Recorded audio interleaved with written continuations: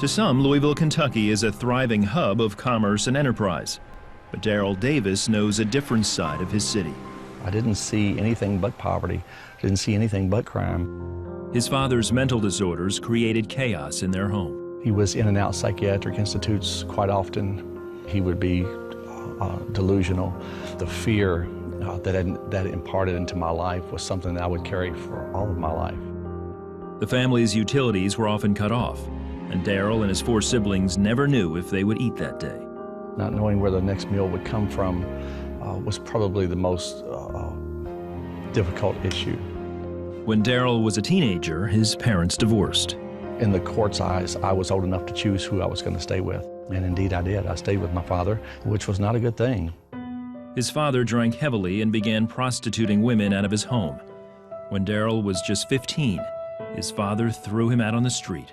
I packed a few things I owned and got in my car and found a parking garage in downtown Louisville and didn't know where I was going to sleep that night other than that car. That car would be his home for the next several months. I remember unraveling a bag of chips and eating those and thinking, I hope these last for a day or two. I remember the hurt and the fears, and I wasn't sure where I was going to turn to. Darryll wandered the streets, eventually landing a job as a dishwasher. Darryll's wages were just enough to pay for his food and his newly formed drug habit. I was pretty heavy into drugs. Didn't know where I would acquire the next drugs that I was looking for. Darryll later married and moved in with his sister. He also found a new vocation. The best route to make money was to deal drugs, to pay not only for the drugs that I was doing, but also to make money over and above. One day, Darryll received an indictment on drug charges.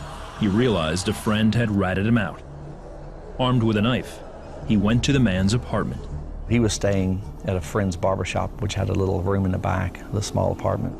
I remember walking in the door and confronting him, and the heat of the argument escalated in a very short time. He grabbed a knife, and within a few seconds, we were in quite the fight, and we landed on the outside, on the concrete. During the fight, Darryll says he blacked out. I had no idea how many times I had stabbed my victim. I knew when I stabbed him the last time that he was soon to be dead. He put his hand over his mouth. He whispered, "Oh God." Those words continued to echo in my mind as I left.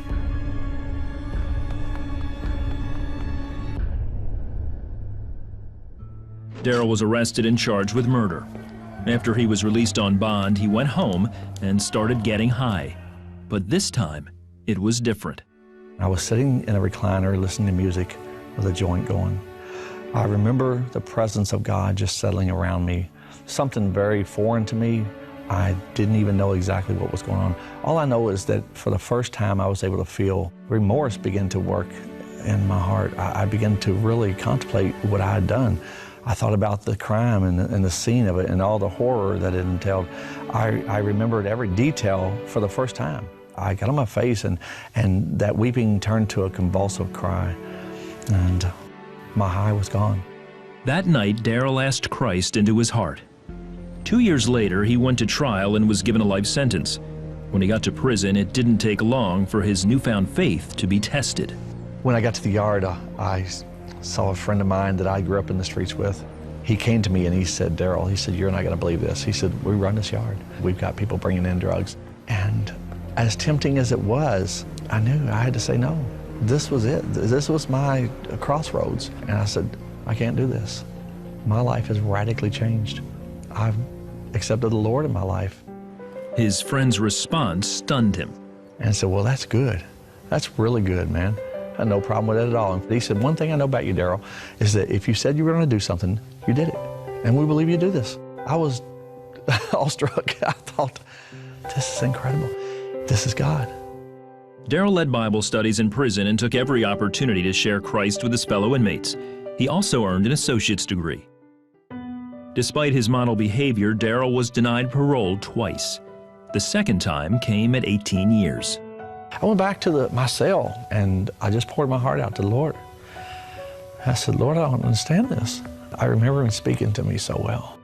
There was a knowingness within that, you know, if I would just face one day at a time and put my feet on the floor the next morning. He'd meet me there with grace. Darryll was finally released in 2012 after serving 22 years. He moved back to Louisville and recently married Tiffany. He now leads a ministry for prisoners called Proclamation of the Word.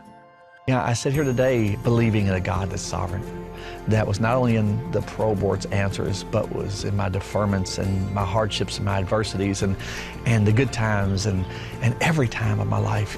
I can't imagine one day without His love, one day without His grace, His mercy.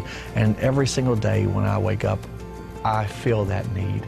I sit here today in total love with my Savior, my Creator, my God, Jesus Christ.